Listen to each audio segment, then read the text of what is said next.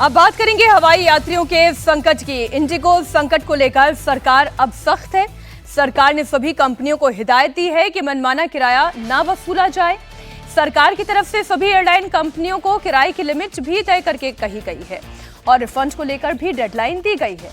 इस बीच दिल्ली एयरपोर्ट पर आज इंडिगो की 106 फ्लाइट्स कैंसिल हुई हैं। सोचिए, इतनी हिदायत दी गई है सरकार की तरफ से, तब ये हालत है। डीजीसीए क्या कर रहा है? 106 फ्लाइट आज कैंसिल है।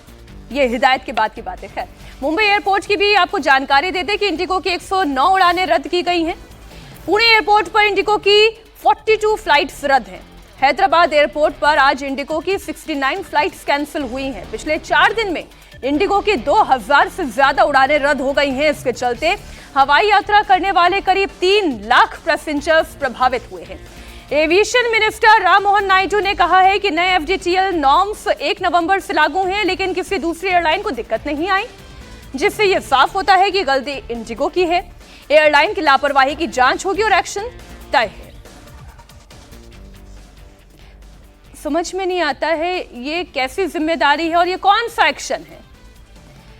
आज की तारीख में भी इंडिगो की फ्लाइट कैंसिल हो रही है। हर्षवर्धन जी, आज की तारीख में भी दिल्ली, मुंबई, बेंगलुरु, बड़े बड़े शहरों से फ्लाइट्स कैंसिल है और जो किराया है, बेहिसाब बेतहाशा किराया, एक व्यक्ति के ही शायद किराए पर पूरे प्लेन में क्या पेट्रोल डालने का, फ्यूल डालने का इंतजाम करना चाहती है इंडिगो? नहीं, मुझे तो अब तक नहीं समझ में आ रहा है। मैंने सुबह खबर पढ़ी, कल से हम लोग ये बात कह रहे थे कि क्रिमिनल नेग्लिजेंस का मामला जो इंडिगो के सीईओ हैं, चेयरमैन हैं, एमडी हैं, जो भी टॉप मैनेजमेंट है, उसके खिलाफ क्यों नहीं लिया गया। अभी मैंने देखा कि नायडू साहब ने, जो एविएशन मिनिस्टर हैं, उन्होंने 4 लोगों की एक कमेटी बनाई है। कमेटी में कौन है? डीजीसीए का ज्वाइंट डीजी से लेकर और नीचे तक का असिस्टेंट डीजी लेवल के 4 अधिकारी हैं। ये तो वही अधिकारी होंगे ना जिन्होंने ये नियम लगाया होगा। ये वही अधिकारी होंगे ना जिन्होंने फॉलोअप नहीं किया। ये वही अधिकारी हैं जिनको ये नहीं पता है कि उड़ान जाती है तो कितने पायलट और कितने क्रू चाहिए, उसके बाद ये कर रहे हैं। डीजीसीए का अस्तित्व तो रहना चाहिए क्या? मैं तो बार बार कल से एक बात ये कह रहा हूं कि डीजीसीए की इमारत को समतल कीजिए, वहां बढ़िया हरा भरा पार्क बनाइए, कुछ अच्छा प्रदूषण बढ़िया ठीक होगा, कम से कम कुछ तो सांस लेने की स्थिति होगी। सरकार अभी भी, और मैं देख रहा हूं कि आ रहा है कि वो कैप कर दिया है, टिकट अब थोड़ा वो ठीक हो गया। अगर सारे नियम कानून जो तोड़ने के बावजूद इंडिगो पर कार्रवाई नहीं हुई तो सरकार क्या चाहती है? दूसरा, नायडू जी कह तो रहे हैं कि ये होगा, होना चाहिए, नहीं होगा। ये 2 बार उन्होंने बोला है अपने एक आध इंटरव्यू में। सवाल यह है कि अभी तक क्यों नहीं हुआ? और दूसरा, क्या जब उनको नियम में छूट दे दी गई, सरकार आत्मसमर्पण की मुद्रा में आ गई, उसके बाद कैसे फ्लाइट कैंसिल हो रही है? क्या उसके बाद कैसे कैंसिल हो रही, कैसे रद्द हो रही, कैसे डिले हो रही है? मीनाक्षी जी, यानी अभी तक तो चलो ठीक है, सरकार यूटर्न भी ले लेती है, सरकार तब तो यात्रियों को समय से वो पहुंचाए। मैं बताती हूँ ना सर, मैं आ रही हूं आपके पास। इस वक्त क्या है ना, सरकार हो, डीजीसीए हो, ये जो विमानन कंपनियां हैं, ये पब्लिक को अपनी प्राइवेट प्रॉपर्टी समझकर मनमानी करती चली जा रही है और उन्हें ये लग रहा है कि हमें दिखाई नहीं देता। दिखाई दे रहा है। सरकार के पास सोल्यूशन नहीं है, डीजीसीए के पास सोल्यूशन नहीं है और इंडिगो तो मनमानी कर रही है। और डीजीसीए चीफ कौन है इस समय? फैज अहमद किदवई है। उनका इतिहास भी तो देखना चाहिए था कि वो आदमी कौन रहा है। 1996 का मध्य प्रदेश के अधिकारी है, वहां पर तमाम घोटाले के उनको आरोप रहे, कमलनाथ के सबसे करीबी रहे।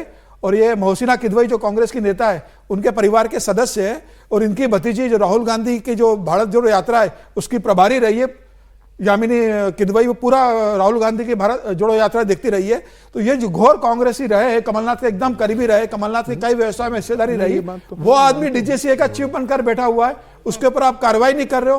क्या कर रहा है ये किदवई? वहां पर बैठ के जो पूरी कांग्रेस इकोसिस्टम को वहां चलाता है, कांग्रेस के लोग वहां ठेकेदारी करते हैं, कांग्रेस के लोग जो चाहते हैं वहां पर डीजीसीए चल रहा है। तो ये किदवई के ऊपर कार्रवाई क्यों नहीं कर रही है?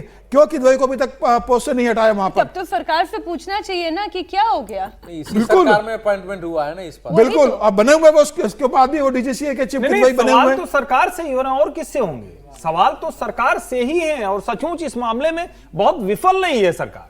अभी भी कोई ऐसा एक्शन नहीं हुआ जिससे लगे ठीक है, पैसेंजर के लिए चारों तरफ क्या अवस्था, पहले तो उसको इजाजत क्यों दी गई? और जब वो ये कर रहा है तो अब तो फ्लाइट्स टाइम पर होनी चाहिए। कैंसिल आज भी मैं देख रहा हूं कि लगातार वो कैंसिलेशन हो रहा है। लोग वहां पहुंच रहे हैं, उसके बाद वो कैंसिल हो जा रहा है और एयरपोर्ट पर कोई फैसिलिटी होती नहीं है। ऋषि, तत्काल डीजीसीए बदलना चाहिए, नया डीजीसीए लेके आओ ना, अब जब वो नहीं काम कर पा रहा है। मैं तो कह रहा हूं डीजीसीए की कोई उपयोगिता रह गई है क्या? डीजीसीए ने कोई ऐसा काम किया है क्या आज तक? कोई आप चलिए ये छोड़िए ना, ये तो अभी आपको पैसेंजर क्योस है, लोग मारामारी में।